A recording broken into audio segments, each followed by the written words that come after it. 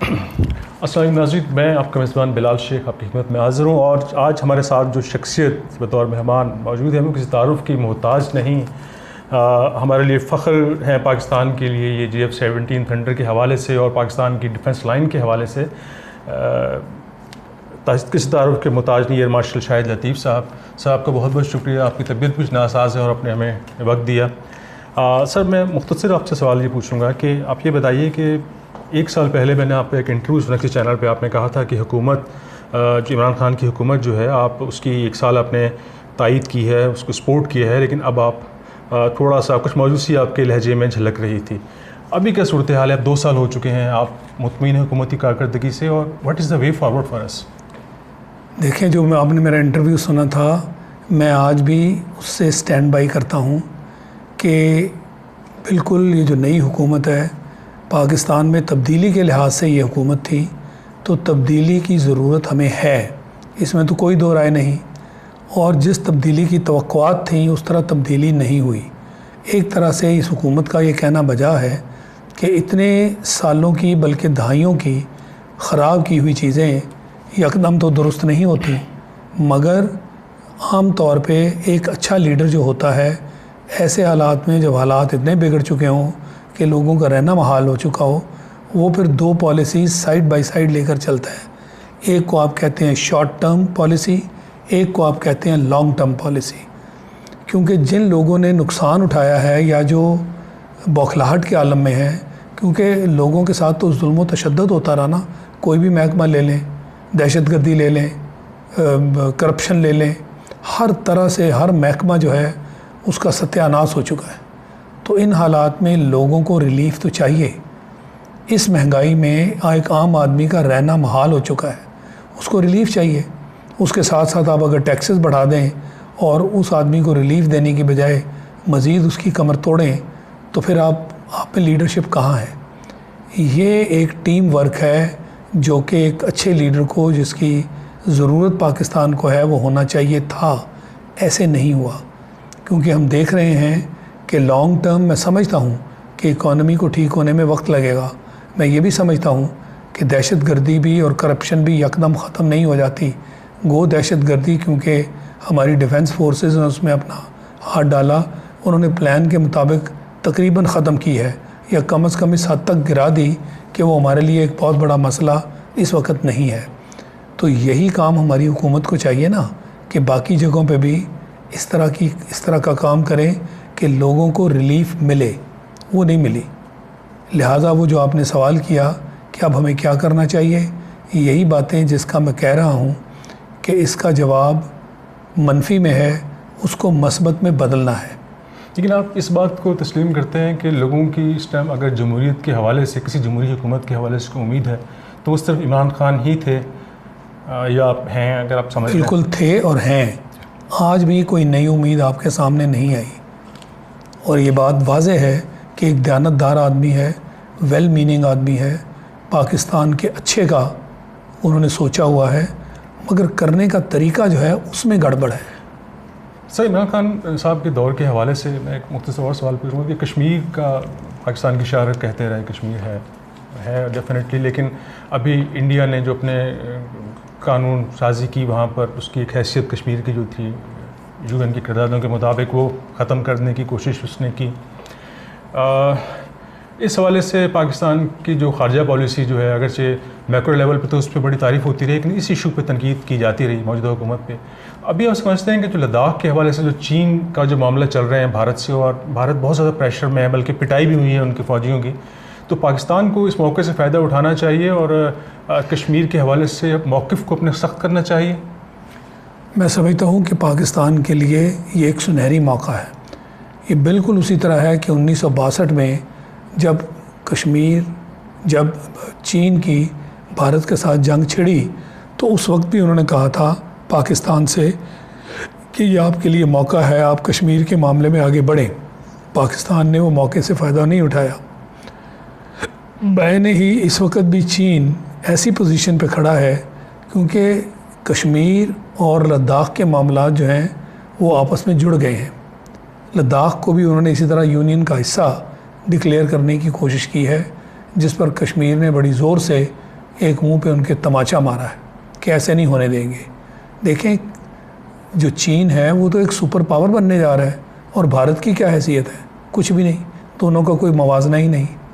تو ہندوستان جو ہے وہ مودی کی قیادت میں اپنے جوتوں سے باہر نکلنے کی کوشش کر رہا ہے. اپنے لوگوں کو خوش کرنے کے لیے تو اس طرح کے ڈائلاگ ٹھیک ہیں، مگر انٹرنیشنل معاملات میں ایسے کام نہیں ہوتے. ان کا کوئی بھی ایسا انڈیکس نہیں جس کے تحت وہ کہہ سکیں کہ انٹرنیشنل لیول پہ، گلوبل لیول پہ ہم ایک قوت بن کر سامنے ابھرے ہیں. جو وہ مودی نے وعدے کیے تھے وہ تو سب میں ناکام ہو گیا. ہندوستان ایک سیکولر اسٹیٹ ہوا کرتا تھا، وہ تو اب نہیں ہے. جو آپ کی اقلیتیں ہیں ان کے ساتھ، وہ سکھ ہوں، وہ عیسائی ہوں، مسلمان ہوں، اور خاص کر جو آپ کشمیر کا ذکر کر رہے ہیں، اس حد تک بربریت جو کشمیر میں ہو رہی ہے، ان کو آپ نے لاک ڈاؤن کیا ہوا ہے، نظر بند کیا ہوا ہے. وہ تو پوری دنیا اس پر بولی ہے. دنیا کے کونے کونے سے کشمیر کے حق میں آوازیں اٹھی ہیں. تو کشمیر کا مسئلہ بڑا ابھر کر سامنے آیا ہے. بھارت اس کو مزید چھپا نہیں سکتا اور لوگوں کو بیوقوف نہیں بنا سکتا.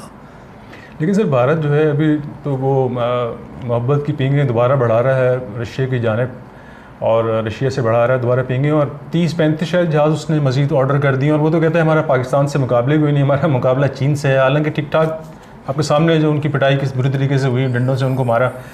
تو دفاعی لحاظ سے کیا یہ انڈیا کے دعویٰ کو کس طرح دیکھتے ہیں؟ وہ کہتے ہیں جی ہم تو چین کے مقابلے میں ہیں. بات یہ ہے کہ سراسر یہ جھوٹ ہے.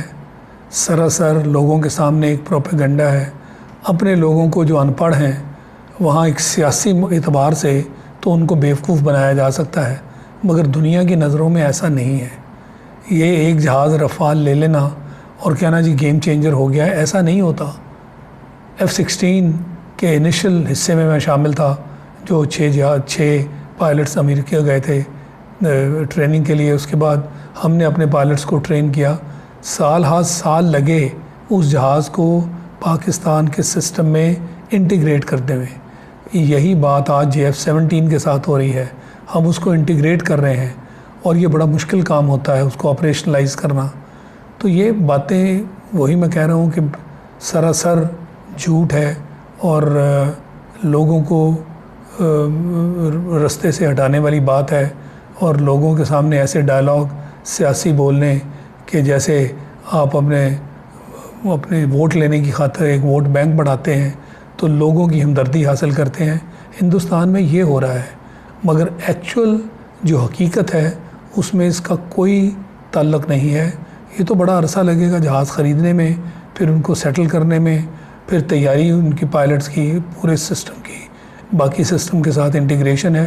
یہ بہت لمبے کام. سر ان کو ویسے رفال آ بھی جاتا ہے تو JF-17 تھنڈر آپ نہیں سمجھتے کہ اس میں جو صلاحیت ہے رفال آنے کے بعد بھی ہم جو ہیں we will be at par with India, اور ہمیں ہمارے جو ایئر فورس کے حوالے سے ہمیں کسی قسم کی پریشانی کی ضرورت نہیں ہے پاکستان میں؟ بالکل پریشانی کی ضرورت نہیں ہے، کیونکہ آپ نے جیسے کہا کہ ایٹ پاور رفال جو ہے وہ بھی 4th جنریشن جہاز ہے، اور JF-17 بھی 4th جنریشن ہے.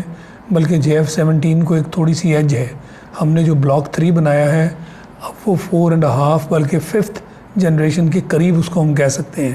اس میں ہم نے ایسی چیزیں چینج کی ہیں کہ وہ 5th جنریشن جہاز کی جو خوبیاں ہیں اس کے قریب ہو گیا ہے، جبکہ دوسری طرف ایسا نہیں ہے. ہم نے Su-30 ان کا جو ہے وہ بھی تو 4th جنریشن ہے.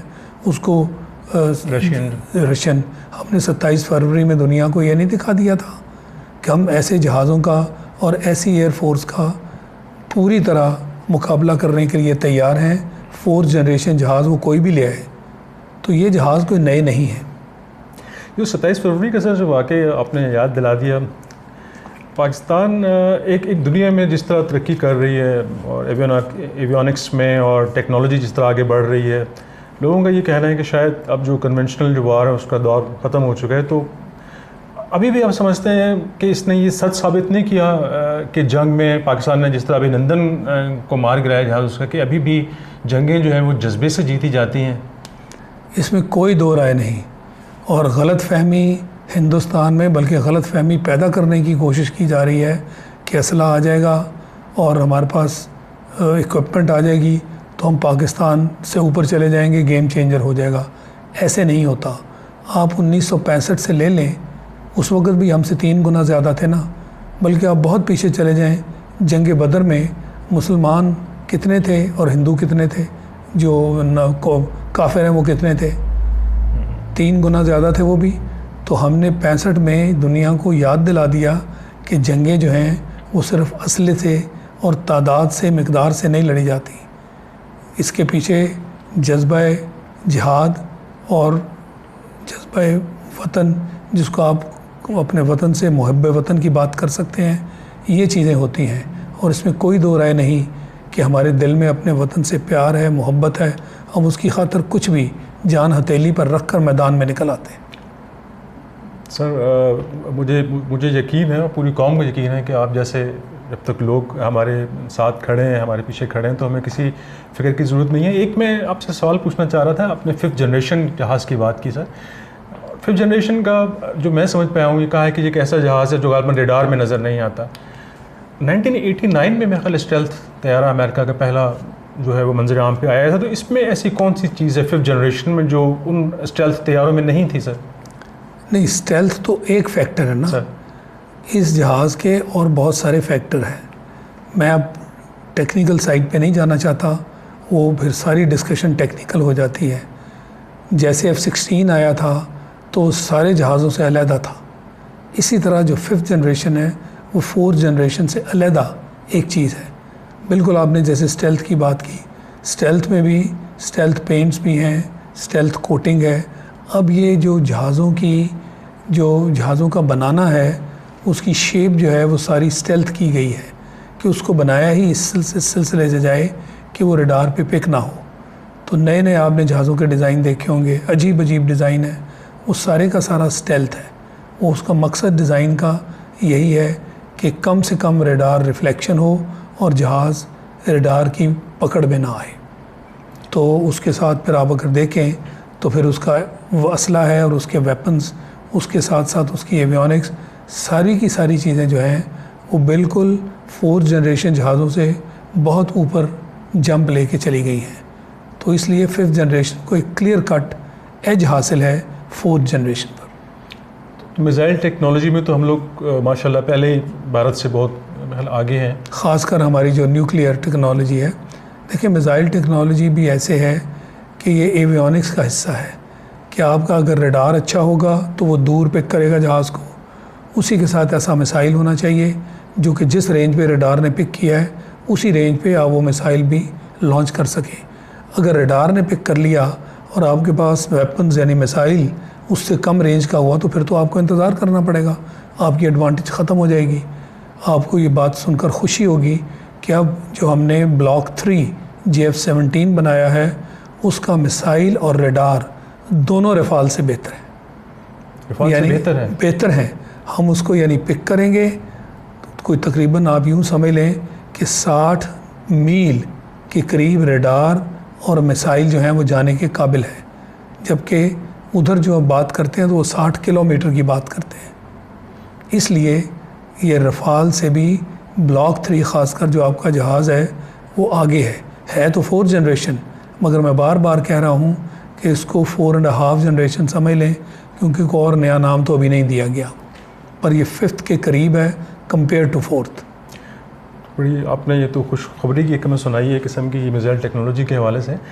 سر ایک سوال چھوٹا سا میرے ذہن میں ایک آتا ہے, اور شاید یہ بہت سے جو اس خطے میں رہنے والے لوگ ہیں جنوبی ایشیا کے, وہ یہ سوال ان کے ذہن میں ضرور ہے کہ یہ کہا جاتا ہے کہ دونوں ملک جو ہیں پاکستان اور بھارت, ان کے جو عوام ہیں وہ اس چکی میں پس رہے ہیں اور اس چیز کا خمیازہ بھگت رہے ہیں جو انڈیا کا جو جنگی جنون ہے, بنیادی طور پہ انڈیا کو ذمہ دار قرار دیتی ہے پوری دنیا کہ وہ اس جنگی ہوا کو جو ہے وہ اتنا آگے بڑھا رہا ہے اس آگ کو کہ دونوں ملکوں کے عوام جو ہیں وہ اس بڑھتے ہوئے آگ میں جل رہے ہیں اور اس کا بجٹ اتنا دفاعی بڑھتا جا رہا ہے.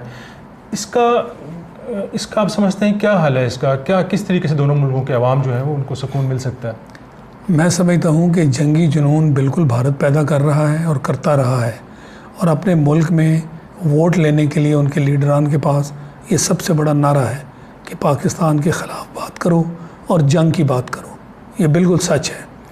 حل اس کا یہی ہے کہ پاکستان اب تو کلیئر بات ہے کہ بلاکس بن گئے ہیں ڈیٹرنس ہے اور اگلی دنیا جو ہے دونوں ڈیٹرنس ہمارے پاس ہے. ہم اٹامک ہیں, 65 میں تو ہم اٹامک نہیں تھے, تو اب ہمیں یعنی آپ کی وقت کے ساتھ ساتھ طاقت بھی بڑھی, تو آپ کو ڈرنے کی ضرورت نہیں ہے. الحمدللہ آپ کی فوج مضبوط ہے, اور خاص کر آپ کی ایئر فورس جس کا ہم ذکر کر رہے ہیں. جب ہم نے جہاز ہی اپنا بنا لیا تو ادھر تو فلائنگ کافنز اڑا رہے ہیں. ابھی بھی آپ فلائنگ کافنز نہیں اڑا رہے, آپ لیٹسٹ ٹیکنالوجی کے جہاز جو ہمارے جہاز ریٹائر ہو رہے ہیں GF-17 ان کو ریپلیس کر رہا ہے. انڈیا میں تو ایسا نہیں ہے, فلائنگ کافنز میں اڑ رہے ہیں. تو یہ جو اس دن ہم نے اپنا مہمان بنایا تھا جہاز گرا کے, جس کو چائے پلائی تھی, وہ تو فلائنگ کافن ہی لے کر آیا تھا نا, پھر ہم نے گرا لیا. تو مقصد یہ ہے کہ ماشاءاللہ فوج مضبوط ہے, اٹامک پاور آپ کے پاس ہے. لہٰذا اس کا حل یہ ہے کہ پاکستان آپ اپنی جو اگلی سمت ہے اس کو ٹھیک کرے. اور میں یہ سمجھتا ہوں کہ اب یہ وقت گزر گیا کہ ہم غلام بن کے امریکہ کے زندہ رہیں. ایسا نہیں ہونا چاہیے. امریکہ کے جو ارادے ہیں اور اس کی جو ترجیحات ہیں وہ کلیئر ہے. وہ ہے ہندوستان, وہ ہے فلسطین میں اسرائیل والا معاملہ, اور جہاں کہیں مسلمانوں کے خلاف جو کچھ بھی ہوتا ہے ہندوستان اس کی جو اپوزٹ پارٹی ہے اس کا ساتھ دیتا ہے, امریکہ اس کا ساتھ دیتا ہے. تو اب آپ دیکھیے کہ جو بلاک بن رہا ہے اس میں روس اور چین مل کر اس طرف کا جو بلاک ہے اس کو لیڈ کر رہے ہیں. اور اس کی ابتدا خاص کر ہمارے پرانے دوست, مضبوط دوست چائنا نے پاکستان میں سی پیک سے کی ہے.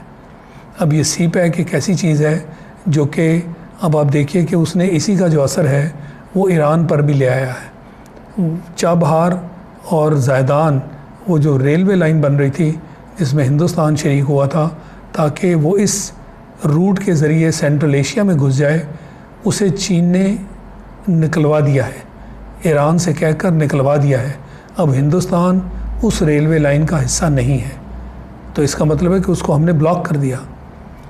وہ چین نہیں چاہتا کہ ہندوستان پاکستان کے خلاف وہ چابہار کے ذریعے سینٹرل افغانستان اور سینٹرل ایشیا میں گھسے اور پھر وہ اس سی پیک کا حصہ بن جائے. کیونکہ سینٹرل ایشیا سے پھر ایک فاسٹ ریلوے ٹریک جو ہے وہ ترکی کے ذریعے مغربی ملکوں تک چین لے کر جا رہا ہے. تو جو بھی سینٹرل ایشیا تک پہنچ جائے گا وہ پھر اگلے روٹ میں مغرب تک بھی شامل ہو جائے گا. تو چین ہرگز نہیں چاہتا کہ ہندوستان اس کا حصہ بنے. اتنی یعنی آپ کی وہ مدد کر رہا ہے. تو آپ کو کیا یہ زیب دیتا ہے کہ آپ ابھی بھی امریکہ پر اپنا دار و مدار اور اپنا انحصار کریں؟ نہیں کرنا چاہیے. یہ جو بلاک ہے آپ اس کا حصہ بنیں, سامنے آئیں. آپ کی جو اسٹریٹجک پالیسی ہے اور آپ کی جو فورن پالیسی ہے اس میں میجر چینجز کرنے کی ضرورت ہے, اور ہمیں کرنی چاہیے. وقت کا تقاضا ہے. امریکہ کے ساتھ رہ کے 70 سال سے بھی زیادہ ہو گئے. آپ اب کہاں ہیں؟ آپ نے کیا پایا؟ جب بھی موقع آیا امریکہ نے آپ کا ساتھ نہیں دیا. تو اس لیے روس اور چین مل کر سپر پاورز بن رہے ہیں. اس موقع سے فائدہ اٹھائیں, اور یہ جو بھی ہم نے بات کی تھی لداخ کے معاملے میں آگے بڑھیں, چین کے ساتھ مل کر حکمت عملی بنائیں, اور کشمیر اور لداخ کو ایک ہی مسئلہ بناتے ہوئے کہ جی اس کو ضم کرنے کی کوشش کی جا رہی ہے, یونین کا حصہ بنانے کی کوشش کی جا رہی ہے. چین جب آواز اٹھائے گا لداخ کی تو چونکہ کشمیر بالکل اسی کے ساتھ جڑتا ہے, اس کو جوڑ کر کشمیر کے مسئلے کو اپنی حکمت عملی کے ذریعے چین کا ساتھ لیتے ہوئے حل کرنے کی کوشش کریں. جی ناظرین, شاہد لطیف صاحب آپ کا بہت بہت شکریہ. ناظرین, ایئر مارشل شاہد لطیف کی خوبصورت گفتگو, مختصر لیکن انتہائی پراثر اور اہم موضوعات پہ گفتگو کی. ہم ان کو زیادہ تنگ نہیں کرنا چاہ رہے کیونکہ ان کے گلے میں خراش ہے, اور انہوں نے صرف ہماری اصرار پہ اور جو آپ لوگوں سے محبت ہے ان کی کہ یہ ہمیشہ جو ہے اپنا وقت نکالتے ہیں پاکستانی عوام کے لیے, ان سے ہم نے گفتگو کی. جب ان کی طبیعت تھوڑی بحال ہوگی ایئر مارشل صاحب دوبارہ ہم آپ کو زحمت دیں گے, ہم اس کو ڈیٹیل سے باتیں کریں گے. لیکن آپ کا بہت شکریہ ایئر مارشل صاحب نے جس طرح ناظرین کہا کہ پاکستان کا دفاع مضبوط ہاتھوں میں ہے, اور جنگیں جو ہیں وہ جنگی قوت سے ہی نہیں جذبے سے جیتی جاتی ہیں, اور اس جذبے میں ہم کسی سے پہلے نہ کم تھے اور نہ کم ہیں. آپ کا بہت بہت شکریہ. آپ سے جلد دوبارہ ملاقات ہوگی. خدا حافظ.